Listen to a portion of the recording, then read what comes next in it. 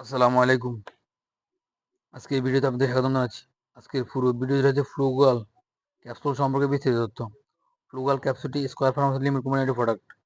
ওষুধটির generic name fluconazole. আজ জানাবো ওষুধটি কোন রোগের কাজ করে, ওষুধটি কীভাবে খাবেন এবং খাওয়ার নিয়ম কী, কারা খেতে পারবেন, কারা খেতে পারবেন না, ওষুধটির পার্শ্ব প্রতিক্রিয়া কী ও মূল্য কত।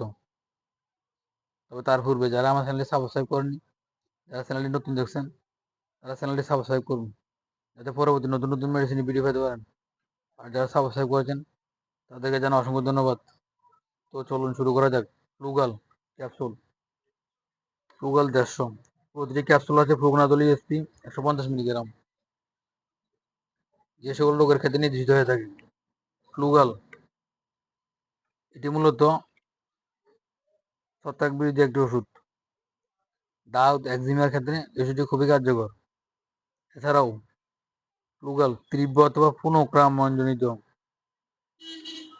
ভ্যাজাইনাল ক্যান্ডিডিয়াসিস, মিউকোসাল ক্যান্ডিডিয়াসিস যেমন ওরোফেরেঞ্জিয়াল ক্যান্ডিডিয়াসিস, ইসোফ্যাগাইটিস, ক্যান্ডিডুরিয়া, সিস্টেমিক ক্যান্ডিডিয়াসিস ও ক্ষিপ্রকক্কাল সংক্রমণে, বিশেষ করে মেনিনজাইটিস, মস্তিষ্কের এই ওষুধটি খুব নির্দেশিত হয়ে থাকে।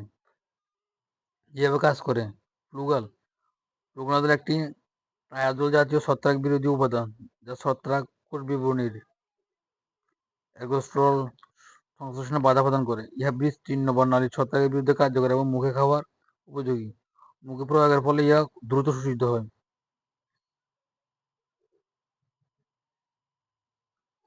প্লাজমা হাফ লাইফ প্রায় 30 ঘন্টা। 11% প্লাজমা প্রোটিনে যুক্ত থাকে এবং শরীরের সর্বত্র ছড়িয়ে পড়ে। ফ্লুকোনাজোলের মাত্রার বেশিরভাগই মূত্রের সাহায্যে অপরিহিত অবস্থায় নিঃসৃত হয় এবং বাকি অংশ মেটাবোলাইটিক হিসাবে নিঃসৃত হয়। মাত্রা ও ব্যবহার বিধি।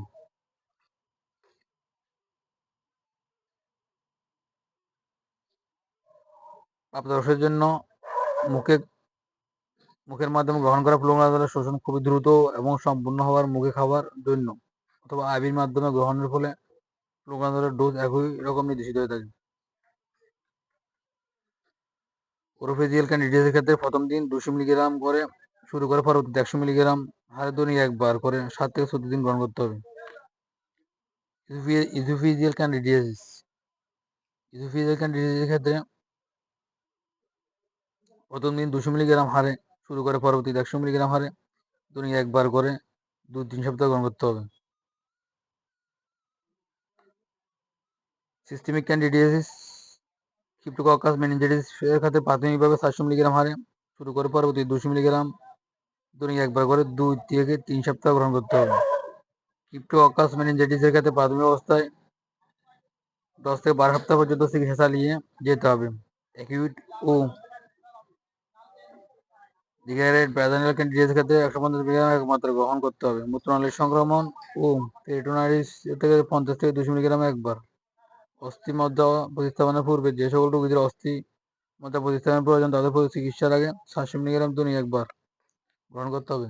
শিশুদের